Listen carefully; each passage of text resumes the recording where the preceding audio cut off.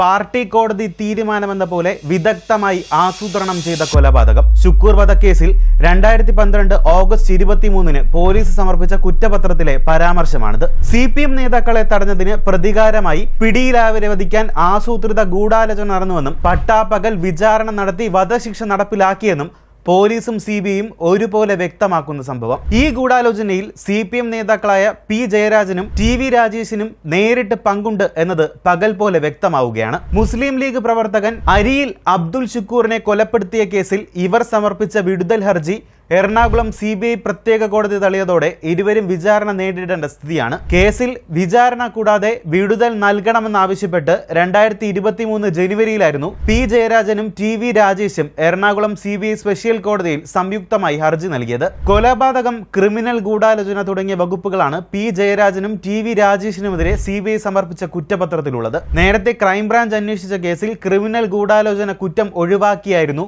P ജയരാജനും TV രാജേഷിനുമെതിരെ കുറ്റപത്രം സമർപ്പിച്ചിരുന്നത്. പിന്നീട് വിടുതൽ ഹർജിയെ എതിർത്തുകൊണ്ട് ഷുക്കൂറിന്റെ മാതാവ് ആത്തിക്ക അഡ്വക്കേറ്റ് മുഹമ്മദ് ഷാ മുഖേന കേസിൽ കക്ഷി ചേർന്നിരുന്നു. തളിപ്പറമ്പ് ആശുപത്രിയിലെ 315 നമ്പർ മുറിയിൽ വെച്ച് ജയരാജിന്റെയും രാജേഷിന്റെയും നേതൃത്വത്തിൽ നടന്ന ഗൂഢാലോചനയിൽ പങ്കെടുത്ത 2 പേർ ഷുക്കൂറിന്റെ കൊലപാതകത്തിൽ നേരിട്ട് പങ്കെടുത്തിട്ടുണ്ടെന്ന് സാധൂകരിക്കുന്ന കോൾ ഡേറ്റ റെക്കോർഡുകളും മൊബൈൽ ടവർ ലൊക്കേഷൻ വിവരങ്ങളും തെളിവായുണ്ടെന്നും ഗൂഢാലോചന നേരിട്ട് കണ്ട ദൃക്സാക്ഷികളുടെ മൊഴികൾ ഉണ്ടെന്നും അതിനാൽ വിടുതൽ ഹർജി തള്ളണമെന്നും അഡ്വക്കേറ്റ് മുഹമ്മദ് ഷാ CBI കോടതിയിൽ വാദിച്ചിരുന്നു.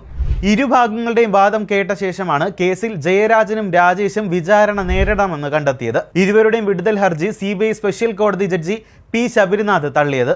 ജയരാജൻ 32ാം പ്രതിയും രാജേഷ് 33ാം പ്രതിയുമായ കേസിൽ ഇരുവർക്കുമെതിരെ ഗൂഢാലോചന കുറ്റം ചുമത്തി CBI മുന്നോട്ട് വയ്ക്കുന്ന വാദങ്ങൾ ഇങ്ങനെയാണ്. ജയരാജനും രാജേഷും സഞ്ചരിച്ച കാർ 2012 ഫെബ്രുവരി 20 മുസ്ലിം ലീഗ് പ്രവർത്തകർ തടഞ്ഞതിനെ തുടർന്ന് ഇരുവരും തളിപ്പറമ്പ് സഹകരണ ആശുപത്രിയിൽ ചികിത്സ തേടി. ആശുപത്രിയിലെ 315 നമ്പർ മുറിയിൽ ഇരുവർക്കുമൊപ്പം CPM പ്രാദേശിക നേതാക്കളായ PV Sureshan, K Babu, UV Venu, AV Babu എന്നിവരും ഉണ്ടായിരുന്നു. ഈ സമയത്താണ് CPM പ്രവർത്തകർ തടഞ്ഞു വെച്ചിരിക്കുകയാണെന്നറിയിച്ച് രക്ഷിക്കണമെന്ന് അപേക്ഷിച്ചുകൊണ്ട് K ബാബുവിനെ ഷുക്കൂറിന്റെ സുഹൃത്ത് അബ്ദുൾ സലാം വിളിക്കുന്നത്. ബാബു ഉടൻ സ്ഥലത്തെത്തി വിവരങ്ങൾ വേണുവിനെയും AV ബാബുവിനെയും ഫോണിലൂടെ അറിയിച്ചു. നന്നായി കൈകാര്യം ചെയ്യാൻ ആശുപത്രി മുറിയിൽ വെച്ച് ജയരാജിന്റെയും രാജേഷിന്റെയും സാന്നിധ്യത്തിൽ തീരുമാനിക്കുകയും നിർദ്ദേശം നൽകുകയും ചെയ്തു.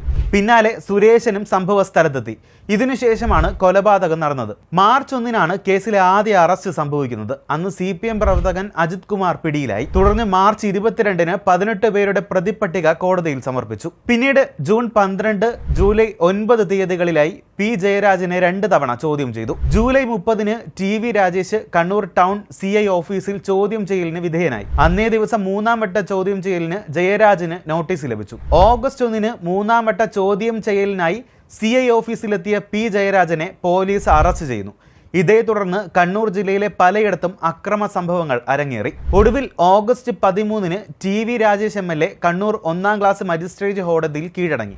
ഓഗസ്റ്റ് 23 P ജയരാജനും TV രാജേഷും അടക്കം 33 വരെ പ്രതി ചേർത്ത് അന്വേഷണ സംഘം കുറ്റപത്രം സമർപ്പിച്ചു. 2013 ഫെബ്രുവരി 18 തലശ്ശേരി പ്രിൻസിപ്പൽ സെഷൻസ് കോടതിയിൽ വിചാരണ തുടങ്ങി. P ജയരാജൻ അടക്കം 14 പേർ ഹാജരായി ജാമ്യമെടുത്തു. ഏപ്രിൽ 6 TV രാജേഷ് അടക്കം 15 പേർ തലശ്ശേരി കോടതിയിൽ ഹാജരായി ജാമ്യമെടുത്തു. പിന്നീട് ഒക്ടോബർ 10 CBI അന്വേഷണം ആവശ്യപ്പെട്ട് ഷുക്കൂറിന്റെ മാതാവ് ആത്തിക്ക ഹൈക്കോടതിയിൽ ഹാജരായി ഹർജി നൽകി. 2016 ഫെബ്രുവരി 8 കേസ് CBI ഏറ്റെടുക്കണമെന്ന് ഹൈക്കോടതി ആവശ്യപ്പെട്ടു. 2017 ഫെബ്രുവരി 2 കേസ് CBIക്ക് വിട്ട സിംഗിൾ ജഡ്ജിയുടെ ഉത്തരവ് ഹൈക്കോടതി ഡിവിഷൻ ബെഞ്ച് ശരിവച്ചു. 2019 ജനുവരി 4 ജയരാജനും രാജേഷിനുമെതിരെ ക്രിമിനൽ ഗൂഢാലോചനയും കൊലപാതക കുറ്റവും ചുമത്തുന്ന അനുബന്ധ കുറ്റപത്രം തലശ്ശേരി പ്രിൻസിപ്പൽ സെഷൻസ് കോടതി സമർപ്പിച്ചു. പോലീസ് കുറ്റപത്രത്തിൽ സാക്ഷിയാക്കിയവരുടെ മൊഴി ദുർവ്യാഖ്യാനം ചെയ്താണ് CBI പുതിയ വാദം ഉന്നയിക്കുന്നതെന്നാണ് പ്രതിഭാഗത്തിന്റെ ആരോപണം. CBI കോടതി വിധിക്കെതിരെ നിയമപോരാട്ടം തുടരുമെന്നാണ്